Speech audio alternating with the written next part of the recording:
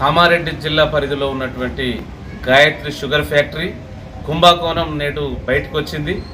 2,500 సభ్యత్వం కలిగినటువంటి షుగర్కు సంబంధించినటువంటి రైతుల పేర్లతోని యూనియన్ బ్యాంకు దోపిడీకి పాల్పడ్డది. యూనియన్ బ్యాంకు అట్లాగే గాయత్రి షుగర్ ఫ్యాక్టరీ యాజమాన్యాలు ఇద్దరు కలిసి సుమారు 19 కోట్లు అంటున్నారు. కానీ ఎక్కువ మొత్తంలోనే కోట్ల రూపాయల కుంభకోణం జరిగింది.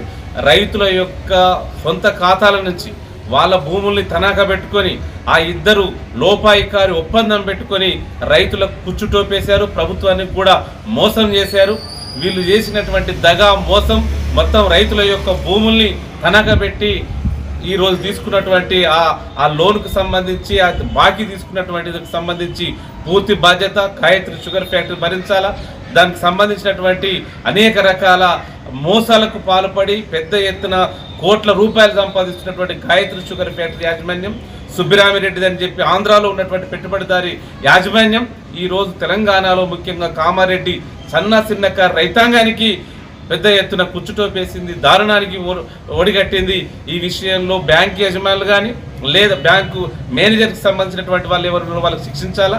అట్లాగే ప్రభుత్వం వెంటనే చర్యలు తీసుకొని రైతాంగ సొమ్ముతోని తీసుకున్నటువంటి ఆ మొత్తం 19 కోట్ల రూపాయలు ఇంకా మిగతా ఈ పూర్తి వివరాలు తెలుసుకొని ఆ డబ్బులంతా కూడా మొత్తం 2,500 రైతాంగానికి ఇప్పించేటటువంటి బాధ్యత ప్రభుత్వం తీసుకోవాలా. ఈ దారుణానికి ఇట్లాంటి మోసానికి పాల్పడ్డటువంటి గాయత్రి షుగర్ ఫ్యాక్టరీ పైన చర్యలు తీసుకోవాలా. దాన్ని బ్లాక్ లిస్టులో పెట్టి ప్రాసిక్యూట్ చేయాలి. వాళ్ళు చేసినటువంటి మోసాలపైన పెద్ద ఎత్తున జరిమానా వేసి ఈ రైతాంగాన్ని ఆదుకోవాలని సిపిఎంఎల్ మోసలి ప్రజాపందంగా డిమాండ్ చేస్తున్నాం. మేమంతా కూడా ప్రజా సంఘాలని వామపక్షాలని వివిధ కలిసి వచ్చేటటువంటి పార్టీలు కూడా కట్టుకొని మొత్తం ఈ దారుణాల మీద ఈ మోసం మీద వీళ్ళిద్దరూ బ్యాంకు అట్లా గాయత్రి షుగర్ ఫ్యాక్టరీ చేసినటువంటి మోసాల మీద ప్రజలందరికీ వివరించి పెద్ద ఎత్తున ఉద్యమాన్ని చేపడతాం. ప్రభుత్వం వెంటనే ఈ విషయంలో స్పందించాలని చెప్పేసి ఈ సందర్భంగా డిమాండ్ చేస్తున్నాం.